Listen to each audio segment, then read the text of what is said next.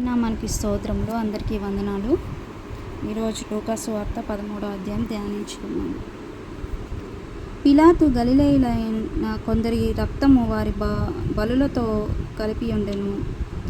ఆ కాలమున అక్కడ నున్న కొందరు ఆ సంగతి యేసుతో చెప్పగా, యేసు వారితో ఇట్లనెను, ఈ గలిలయులు అట్టి హింస పొందినందున వారు గలిలయులందరికంటే పాపులని మీరు తలంచుచున్నారా?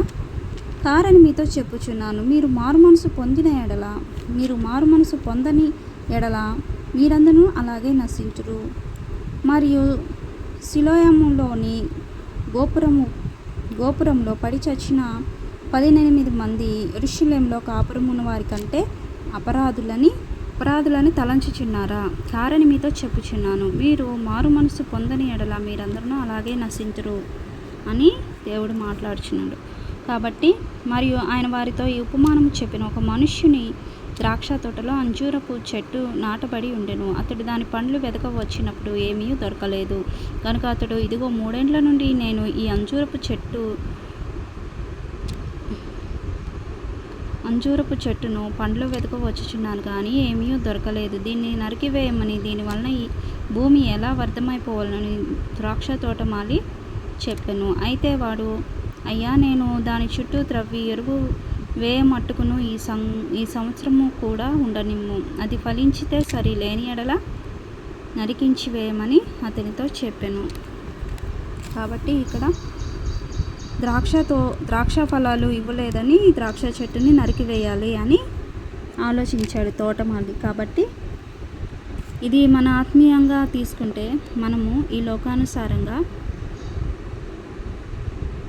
ఫలించలేని స్థితిలో ఉంటే దేవుడు కూడా మనల్ని ఇలాగే ఈ లోకం నుంచి తీసివేస్తాడు. ఇది నిజం. ఎందుకంటే ఒక తోటమాలికే ద్రాక్ష పండ్లు రాలేదని 3 ఏళ్ల నుంచి ఎదురు చూసి దానికి నీళ్లు పోసి ఎరువులేసి అన్నీ చేసి 3 ఏళ్ల నుంచి ఎదురు చూస్తున్నాడంట ఫలాల కోసం. ఇది నాకు ఫలాలు ఇవ్వట్లా, దీనివలన భూమి వేస్ట్, అందుకే దీన్ని నరికేయాలని అనుకుంటున్నా అంటాడు.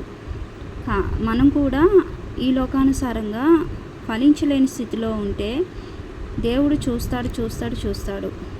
ఇంకా వీడింతే అని వదిలేస్తాడు, నిన్ను దుష్టుడికి అప్పగిస్తాడు. కాబట్టి దేవుడిచ్చిన ఈ ఆయుష్కాలము మహా అయితే 60, 70, 80. కాబట్టి మనము మన ఆత్మీయ స్థితిగతుల్ని గుర్తెరిగి మనము దినదినము ఫలించాలి. ఎందుకంటే ఇప్పుడు మన పిల్లల్ని ఫస్ట్ క్లాస్లో ఎల్కేజీలో వేస్తాం, యూకేజీలో నెక్స్ట్ 1 to 10, 12, 15 క్లాసెస్, 20 క్లాసెస్ చదువుతారు. సో ఎందుకు వాడు అభివృద్ధి చెందుతున్నాడు?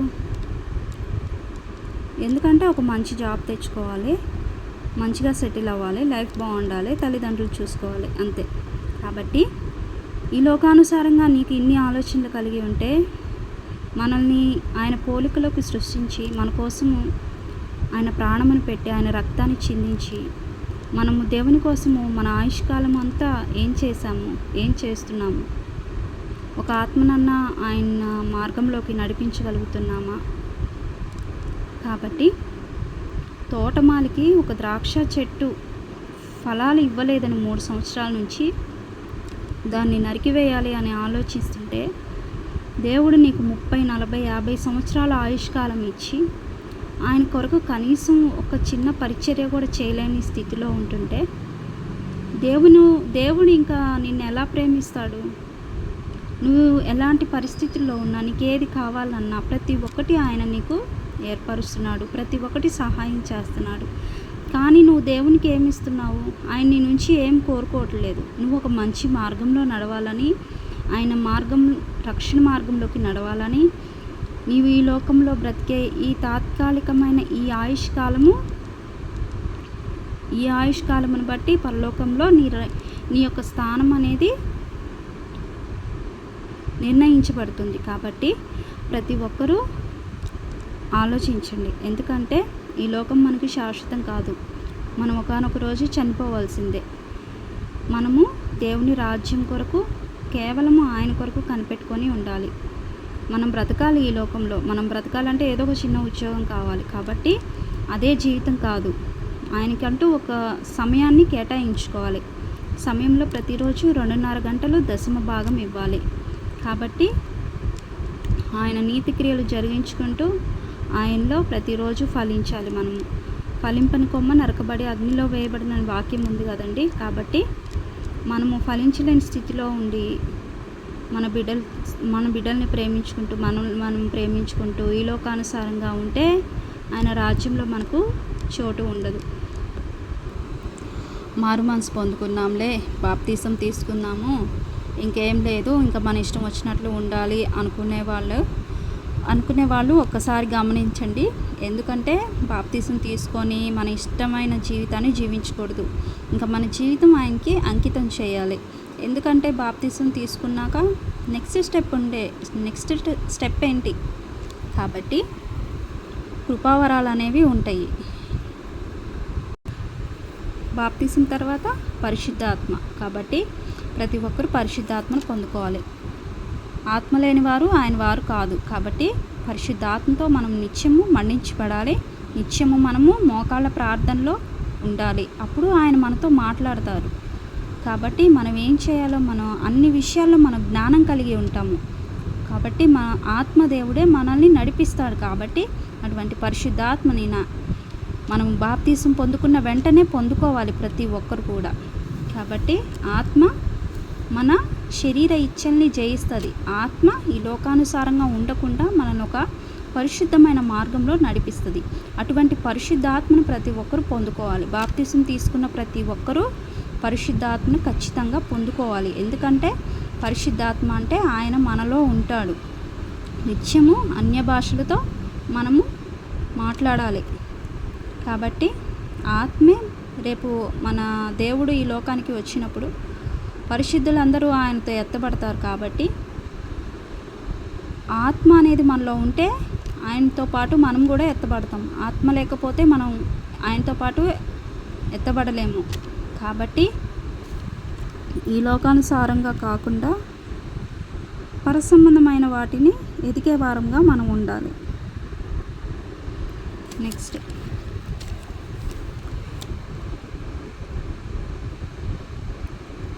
ఇది లేని ఎడల నరికివేయమని అతనితో చెప్పాను. కాబట్టి విశ్రాంతి దినమున ఆయన యొక్క సమాజ మందిరములో బోధించినప్పుడు 18 ఏండ్ల నుండి బలహీనపరచు దెయ్యములు పట్టిన ఒక స్త్రీ అచ్చట నుండెను. ఆమె నడుమును వంగిపోయి ఎంత మాత్రమును చక్కగా నిలవలేకుండెను.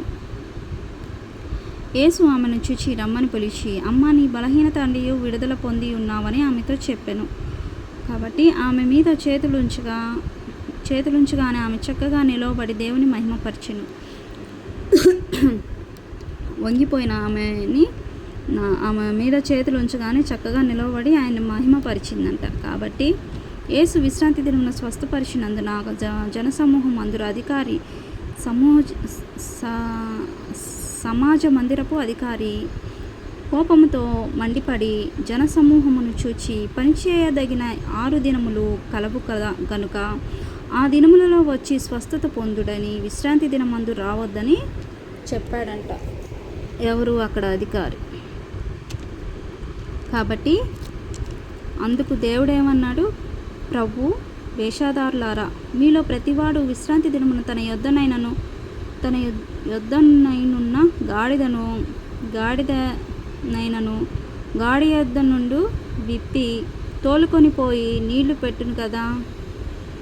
ఇదిగో 18 ఏండ్ల నుండి సాతాను బంధించిన అబ్రహాము కుమార్తె అయిన ఈమెను విశ్రాంతి దినముందు ఈ కట్ల నుండి విడిపింపదగదా అని క్వశ్చన్ చేస్తున్నాడు వాళ్ళని అని అతనితో చెప్పాను.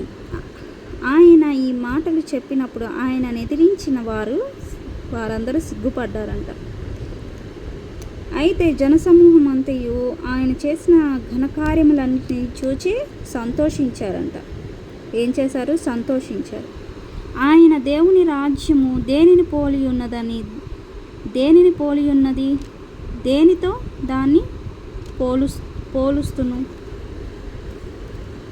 దేనితో దాన్ని పోలుతును? ఒక మనుష్యుడు తీసుకొని పోయి తన తోటలో వేసిన ఆవగింజను పోలి ఉన్నది. అది పెరిగి వృక్షమాయెను. ఆకాశ పక్షులు దాని కొమ్మలయందు నివసించెను.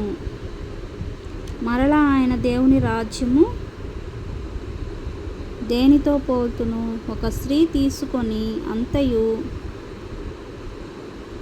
పులిసి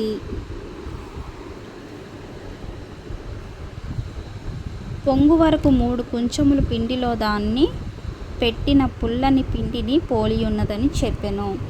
ఆయన యెరూషలేమునకు ప్రయాణమై పోవుచు బోధించుచు పట్టణంలో గ్రామంలోనూ సంచారము చేయుచుండెను. ఒకడు, ప్రభువా, రక్షణ పొందువారు కొద్దిమందే అని ఆయనను అడుగగా, ఆయన వారిని చూచి, ఇరుకు ద్వారములు ప్రవేశింపక పోరాడుడి. అనేకులు ప్రవేశింపజూతురు, కానీ వారి వలన కాదని మీతో చెప్పుచున్నాను.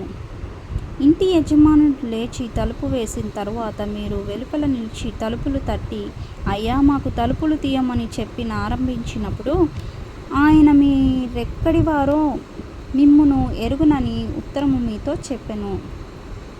అందుకు మీరు నీ సముఖమందు మేము తిని త్రాగుచుంటిమే, నీవు మా వీధులలో బోధించితివే అని చెప్పసాగుదురు. అప్పుడు ఆయన, మీరెక్కడి వారో మిమ్మును ఎరుగునని మీతో చెప్పుచున్నాను. అక్రమము చేయు మీరందరూ నా యొద్ద నుండి తొలగిపోవుడని చెప్పెను. అబ్రహాము, ఇస్సాకు, యాకోబులను సకల ప్రవక్తలను దేవుని రాజ్యంలో ఉండుటయో, మీరు వెలుపలికి త్రోయబడుటయో మీరు చూచినప్పుడు మీరు ఏడ్చుచు పండ్లు కొరుకుదురు. మరియు జనులు తూర్పు నుండి, పడమటి నుండి, ఉత్తరము నుండి, దక్షిణము నుండి వచ్చి దేవుని రాజ్యమందు కూర్చుందురు. ఇదిగో, కడపటి వారిలో కొందరు మొదటి వారగుదురు, మొదటి వారిలో కొందరు కడపటి వారగుదురు. కాబట్టి ఇరుకు మార్గం అనేది మన యేసయ్య మార్గం. దానిలో ప్రవేశింపజూతురు, కానీ వారి వలన కాదని చెప్తున్నాను. దేవుడే చెప్తున్నాడంట. విశాల మార్గము అనేక మంది కోరుకుంటారు, కానీ ఇరుకు మార్గము అందరూ కోరుకోరు. ఒకవేళ కోరుకున్నా, దానిలో ప్రవేశించాలనుకున్నా వారి తరం కాదు, వారి వల్ల కాదు అని దేవుడే మాట్లాడుచున్నాడు. కాబట్టి ఇంటి యజమాని అంటే మన యేసయ్య తలుపులు వేసిన తర్వాత మీరు వెలుపల నిలిచి తలుపులు తట్టి, అయ్యా, మాకు తలుపులు తీయండి అంటే, మీరెవరో నాకు తెలియదు అంటాడంట యేసయ్య. మీరెక్కడి వారో మిమ్మల్ని ఎరుగునని ఉత్తరంతో మీతో చెప్పెను అంటున్నాడు. కాబట్టి మనము ఆయన మార్గంలో కాకుండా వేరొక మార్గంలో నడిచి చివరికి ఇలాగా ఒక సమయం అనేది ఉంటుంది. అది అయిపోయాక నువ్వు వచ్చి అయ్యా యేసయ్యా అన్నా ఆయన నీకు తలుపులు తీయడు. వన్స్ నువ్వు చనిపోయినాక, అయ్యో నేను నరకానికి వెళ్ళను అంటే అక్కడ ఎక్స్క్యూజ్ లేదు. ఎందుకంటే నీ ఇక్కడ ఆయుష్కాలం ఉన్నప్పుడే నువ్వు ఏదైనా చేయగలవు. నువ్వు ఇన్ని రోజులు తెలియక ఏదో బలాదూర్ తిరిగి ఈ లోకానుసారంగా ఉండి ఏదో ఒకటి ఇంకా అనారోగ్యం వచ్చి నువ్వు దేవుణ్ణి తెలుసుకొని అప్పుడు ఎక్స్క్యూజ్ చేస్తాడు, ఎందుకంటే నువ్వు తెలియక చేసావు అవన్నీ. కాబట్టి వన్స్ నువ్వు చనిపోయినాక తలుపులు వేయబడతాయి నీకు. సో అప్పుడు నువ్వెవరో నాకు తెలియదు అంటాడు దేవుడు. మీరెక్కడి వారో మిమ్మల్ని నేను ఎరగను అంటాడు. కాబట్టి ఎందుకంటే మీరు నీ సుఖమందు మేము తిని త్రాగుచుంటిమే, నీవు మా వీధులలో బోధించితివే అని చెప్పసాగుదురు. అలా చెప్తారంట.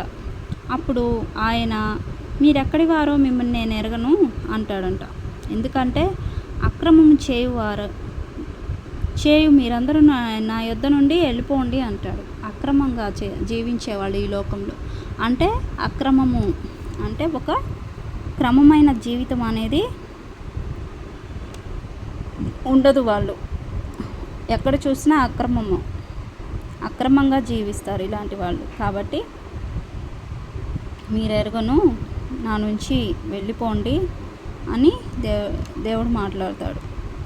కాబట్టి అబ్రహాము, ఇస్సాకు, యాకోబులు సకల ప్రవక్తలు దేవుని రాజ్యంలో ఉండుటయు ఎంత చదువు. మీరు వెలుపలికి త్రోయబడియో మీరు చూచినప్పుడు మీరు ఏడ్చు పండ్లు కొరుకుతుంది. మరియు జనులు తూర్పు నుండి, పడమటి నుండి, ఉత్తరము నుండి, దక్షిణము నుండి వచ్చి దేవుని రాజ్యం అందు కూర్చుందురు. దేవుని రాజ్యంలో కూర్చుంటారంట. ఎంత అదృష్టం ఉండాలి దేవుడి రాజ్యంలో కూర్చోవాలంటే. నెక్స్ట్, ఇదిగో కడపటి వారు కొందరు మొదటి వారు అవుతారు, మొదటి వారేమో కడపటి వారు అవుతారంట. కాబట్టి ఆ గడియల్లోనే కొందరు పరిసయ్యులు వచ్చి, నీవిక్కడ నుండి బయలుదేరి పొమ్ము, హేరోదు నిన్ను చంపకోరుచున్నారని ఆయనతో చెప్పగా, ఆయన వారిని చూచి, మీరు వెళ్ళి ఆ నక్కతో ఇలాగ చెప్పుడి. ఎవరు? నక్కతో ఇలా చెప్పండి అన్న, ఇదిగో నేడును రేపును నేను దెయ్యములను వెళ్ళగొట్టుచు రోగులను స్వస్థపరచుచుండు నుండి మూడవ దినమున పూర్ణ సిద్ధి పొందేదను. ఆయనను నేడు రేపు ఎల్లుండు నా త్రోవను నేను పోవుచుండవలను. ప్రవక్తే యెరూషలేమునకు వెలుపల నశింప వల్ల పడదు. యెరూషలేమా, ప్రవక్తలను చంపుచు నీ యొద్దకు పంపబడిన వారిని రాళ్లతో కొట్టుచూ ఉండుదనా? కోడి పిల్లలను తన రెక్కల క్రింద ఎలాగూ చేర్చుకునో అలాగే ఎన్నో మార్లు నేను నిన్ను నీ పిల్లలను చేర్చుకొనవలెనని ఉంటివి గాని మీరొల్లకపోతిరి. ఇదిగో మీ ఇల్లు మీకు పాడుగా విడవబడుచున్నది. ప్రభువు పేరట వచ్చువాడు స్తుతింపబడును గాక. మీరు చెప్పు వరకు మీరు నన్ను చూడరని మీతో చెప్పుచున్నాను. ఆమేన్. ఇంతటితో 13వ అధ్యాయము అయిపోయిందండి. కాబట్టి ఈరోజు దేవుడు మనకి చాలా ఉపమానాల రీతిగా మాట్లాడాడు. కాబట్టి ప్రతి ఒక్కరూ ప్రతిరోజు బైబిల్ చదువుకుంటూ ఉంటే ఆయన మనతో మాట్లాడతాడు. మనం బైబిల్ చదువుతూ ఉంటే చదివి వదిలేసే వాళ్ళంగా మనం ఎప్పుడూ ఉండము. ఎందుకంటే బైబిల్లో ఏంటంటే ఒక వాక్యం అన్నం చదివిన అందట్లో ఒక 10 పేజీలు చదివిన ఒక వాక్యం అన్న మన హృదయానికి తగిలిద్ది. నిజమే కదా, నా జీవితం ఇలా ఉంది, నేను ఫలించలేని స్థితిలో ఉన్నాను, నేను టైం అంతా చాలా వేస్ట్ చేస్తున్నాను, దేవుడు చూస్తున్నాడు కదా నన్ను, కాబట్టి నేను ప్రతిరోజు 2.5 గంటలు ప్రార్థించాలి అని విశ్వాసం కలిగి ఉంటారు. ఒకవేళ 2.5 గంటలు ఒకేసారి ప్రార్థించలేకపోయినా ఉదయాన్నే లెగిసి 1 గంట, మధ్యాహ్నం 1 అరగంట, సాయంత్రం పడుకునే ముందు 1 గంట, ఇలాగా సమయాన్ని మనము ఇలాగా సద్వినియోగం చేసుకోవాలి. కాబట్టి సమయం ఉండగానే మనము సద్వినియోగం చేసుకోవాలి. వన్స్ మనకి డోర్స్ అనేది క్లోజ్ చేస్తే అది ఓపెన్ చేయడం ఎవరి తరం కాదు, ఏ పాస్టర్ తరం కూడా కాదు. యేసయ్య అనక దేవుడు కనుక తలుపులు అనేది మూసివేస్తే అది ఓపెన్ చేయడం ఎవరి తరము కాదు. కాబట్టి మనము మెలకువ కలిగి ప్రార్థన జీవితం ఉండాలి, మెలకువ కలిగి ప్రార్థించాలి. ప్రతిరోజు బద్ధకంగా ఉండొచ్చు, అలారం పెట్టుకొని లెగిసి ఆయన యందు భయభక్తులు కలిగిన వారు ప్రతి ఒక్కరూ అలాగ సమయాన్ని పాటిస్తారు. చిన్న వాక్యంని దేవుడు దీవించును గాక. చిన్న ప్రార్థన చేసుకున్నాం.